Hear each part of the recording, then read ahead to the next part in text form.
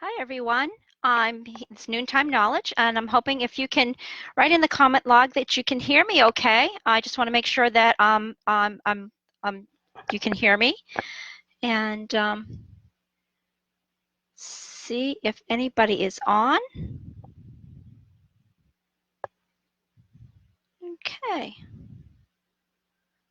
Well, right now, hi, everyone. Welcome to Noontime Knowledge. My name is Michelle, and I'm one of the 4 volunteer support specialists here at the Girl Scouts of the Green and White Mountains, covering the beautiful states of New Hampshire and Vermont. I would love it if you could type in the comment section who you are and where you're from, just so I can see who's listening. Today I'm going to be going over some ideas that can be used towards earning a badge using things just from home and outside and from nature. Because now that we're all home, it'll be a lot easier than trying to go out and buy things. Just let's use things that we have available. Please let me know if you have used similar ideas and what the girls did with them. There are so many places today that you can get more ideas or inspirations for activities that can be tweaked to allow them to be used as towards earning a badge. Of course, there is Google and Pinterest. I don't know what we did before Pinterest came around. That site's amazing. But there are other options as well. There you can go to branching out to museums, zoos, aquariums, all sorts of children's sites. So that is what we're going to be. They are all great activities for children and a great resource. So I happen to like the San Diego Zoo. I used to live in San Diego, and so that's how I know so much about the zoo. So I went to their website and found a great children's activity page. This is where I have come up with 2 of the ideas that I'm going to share with you today. In today's world, we stress the importance of recycling, using only what's necessary, shutting off lights, turning off the faucet when you're brushing your teeth, and so forth. But what about our food? Is there something that we just tend to throw out because we don't like it, we don't feel that it's usable? Perhaps there's someone in your family who won't eat the crust on their sandwich. I know in my family, the issue is the heels of the bread or the end pieces. Nobody really wants to eat those. What about eating fruit, an apple or banana? You don't eat the whole thing, so you wrap it up and put it in the refrigerator, and a couple of days later you look at it and say, not so much, probably not going to eat it, and throw it out. What can we do to avoid waste or to use up some leftovers? I found one cool activity that could help with some of this, and it can be used towards the Brownie Snack Badge or the Junior Simple Meals Badge. The activity is called All Taste, No Waste. This would be an activity that you would need to demonstrate and then have an adult lend assistance at home. We're going to be turning bread scraps and fruit leftovers into a delicious dessert called bread pudding. You can go to kids.sandiegozoo.org to get the recipe and directions. We will have this link on our comment section for you. There's not much that is needed, which is one great thing as well. But basically, you'll need 2 bowls. One that's going to be microwave safe because this dessert gets made in the microwave. You're going to need 1 cup of bread cubes, which equals about the crust of 3 sandwiches or 2 bread heels. Now, to cube it, you can cut it into cubes. I tore it. I mean, it's crust. I mean, just tore it into little pieces and put it into the bowl. Put it into the bowl that's going to be going into the microwave, however. And then you're going to need a 1/4 cup of leftover chopped up fruit, apples, bananas. You want blueberries, you want strawberries, you have whatever you have or whatever they like. This is what's so great about this recipe is that you make it to your own choice, what flavors and what items that you like and that what you might have left over. So what I did is I had apple in my refrigerator, so I chopped up a quarter quarter of a cup of apple. I put that in with my bread and mix that up. And then in the separate bowl, and these bowls are like cereal sized bowls. They're not huge bowls, just little bowls. In the separate bowl, I used 1 egg, a third of a cup of milk, and 2 tablespoons of sugar, and you mix that all up really well. Now, milk, what do you have in your refrigerator? Do you have whole milk? Do you have skim milk? Do you have almond milk? It doesn't matter, just a third of a cup of milk. And mix that up and pour that over your bowl that has the bread cubes and the apple. Now, my preference when I eat apples, I like cinnamon. So when I mixed up my egg and the milk, I put in the cinnamon. I sprinkled in some cinnamon and a splash of vanilla because that's what I like. And so then I poured that over the bread cubes and you mix it up. You put it in the microwave for 60 seconds. And then you take a look at it. If there's still liquid down at the bottom of the bowl, you put it in for another 30 seconds because we need to have that liquid all absorbed. When I did this, when I did this, it actually took 90 seconds each time. I made it 3 times, 3 different ways, and it took 90 seconds each time. And so the more the liquid, once the liquid is gone, you take it out of the microwave and set it aside for about 5 minutes just to let it set. And then you have dessert, and this is what it looks like. I hope you can see. I don't know if you can see, but you can see I actually sprinkled raisins on top. You can put a topping on there too if you want. A couple of tablespoons if you have leftover chocolate chips, raisins, craisins, peanut butter chips, whatever, again, whatever they like. And you have a nice custard pudding with fruit, and it's very tasty, let me tell you. So I have something good to eat later. So that was something tasty that you can do with some of your leftovers. But now let's get a little messy. Not too messy though. What else can we do with food scraps? Because there are some food scraps that, yeah, we're not going to eat. There's definitely nothing that we're going to eat with it. So we need to do something. So composting is a great way to use your vegetable scraps, your grass clippings, your eggshells, your fruit peelings, bread scraps, coffee grounds, and more. So I went to Google, love Google, and found a link to PBS on how to make a homemade composter. We will have the link on our comment section as well. But basically, you just need an empty 2-liter soda bottle that's been washed and let it dry out, a nail or push pin, tape, and compost material. So I'll show you the one that I did. It's not the most beautiful, but I did my best. The top of the bottle needs to be cut off, and that is something that an adult supervision or adult doing it would come in depending on the age of the girl.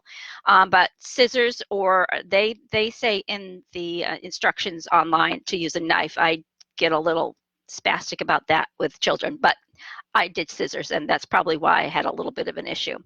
But what I found is that the ridge is very sharp once you do this. And so I took some tape. This is duct tape. You can use masking tape, Scotch tape, whatever, just so that you don't scratch yourself when you're putting your stuff into the container. So that is what that's all about. And also, I wasn't very straight. But anyway. So basically, you're going to make your compost starter.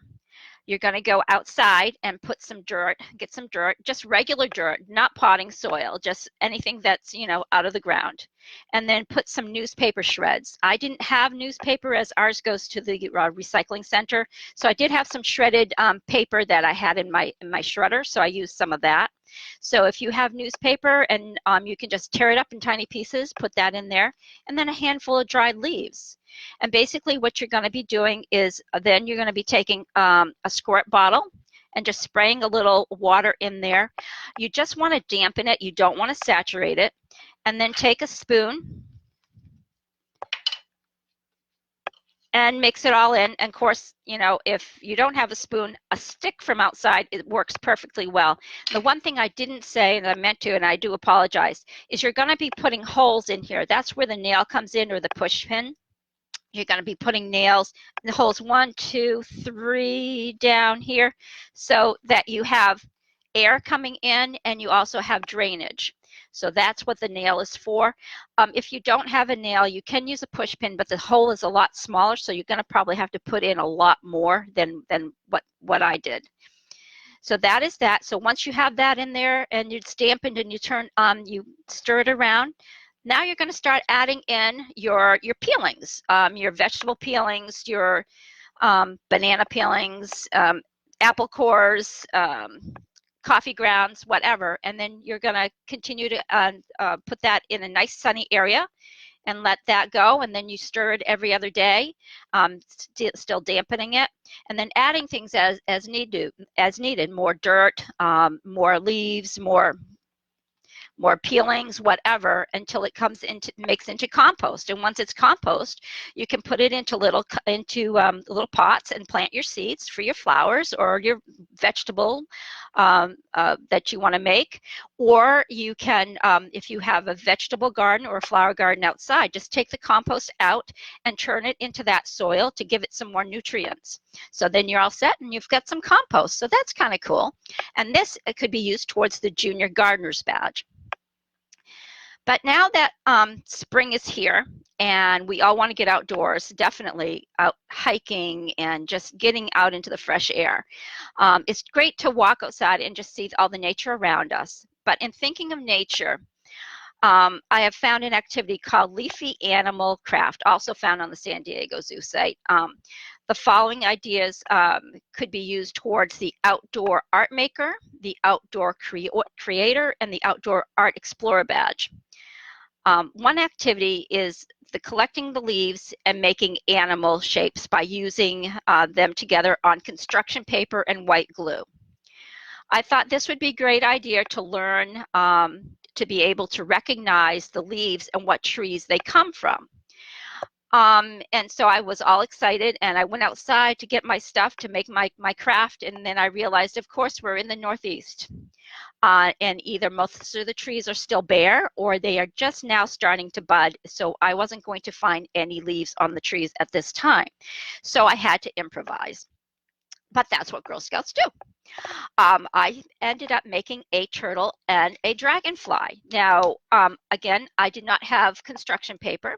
So I used sketch paper, which is slightly thicker than, I hope you can see, it's slightly thicker than like regular computer paper, but not as thick as construction paper. So you can see that it's kind of bubbled a little bit because of the glue.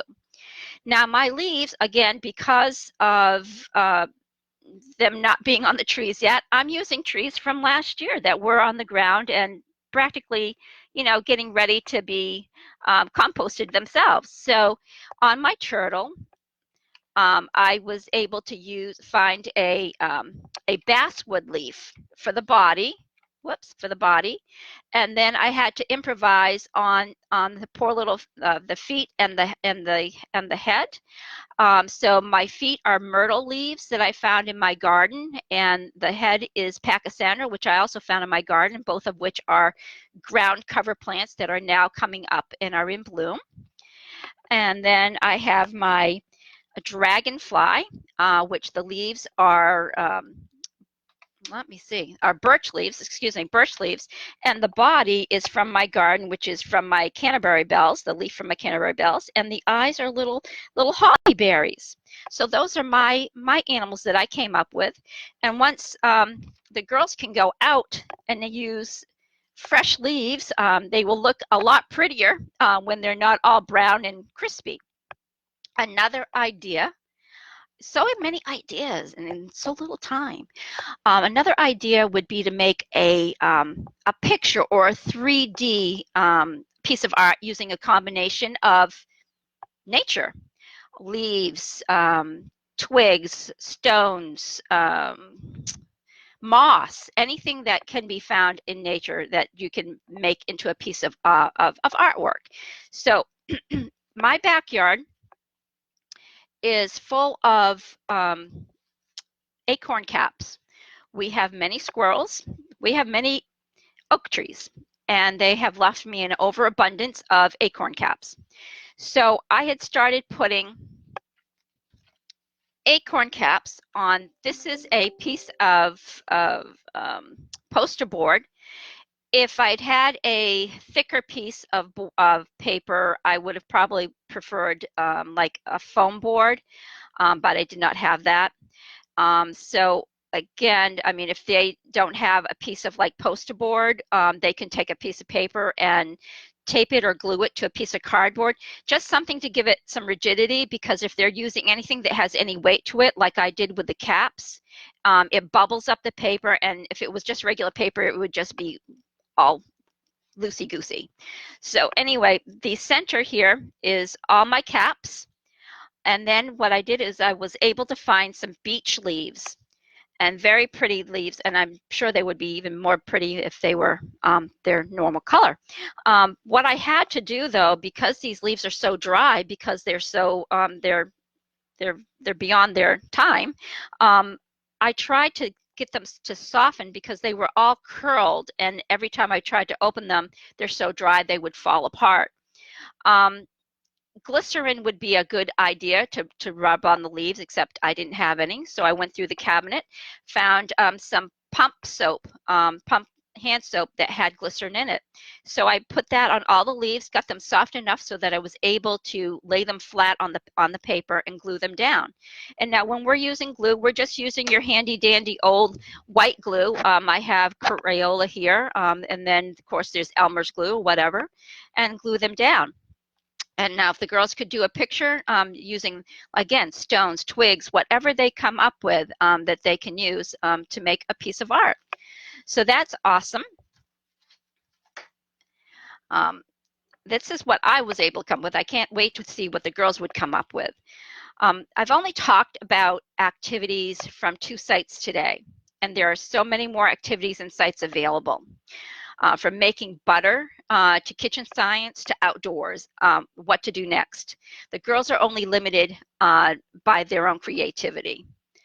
I want to thank you for joining me. I want to thank you for joining me today, and I hope I gave you some good ideas. And I would love to hear what you have planned. We have added some other links to in our comment section as well for you to go to. Please join us today along with the staff from the Vermont Lake Monsters baseball team from 4 to 4:30 on Facebook Live to work on the requirements for the Practice with Purpose for Juniors badge and the Good Sportsmanship badge for cadets. I hope you all have a wonderful day, and I hope to talk to you soon. Take care.